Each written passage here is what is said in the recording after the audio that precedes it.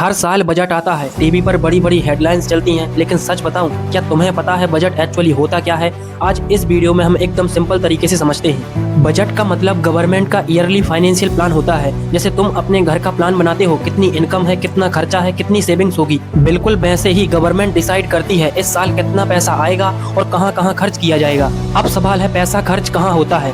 पहला, इंफ्रास्ट्रक्चर जैसे road, highways, railways और एयरपोर्ट्स पर। दूसरा, एजुकेशन और हेल्थ जैसे स्कूल्स, कॉलेजेस, हॉस्पिटल्स। और तीसरा, डिफेंस जैसे आर्मी, वेपन्स और सिक्योरिटी। चौथा, सब्सिडीज जैसे ration, gas cylinder, farmer support. पांचवा, गवर्नमेंट सैलरीज और पेंशंस, यानी जो पैसा टैक्स के रूप में देते हो वही पैसा इन सेक्टर्स में यूज होता है। अब सबसे इम्पोर्टेंट कॉन्सेप्ट, फिजिकल डेफिसिट। अगर गवर्नमेंट की इनकम 100 रुपए है लेकिन खर्चा 120 रुपए का हो रहा है, तो जो 20 रुपए का गैप है वही फिजिकल डेफिसिट होता है।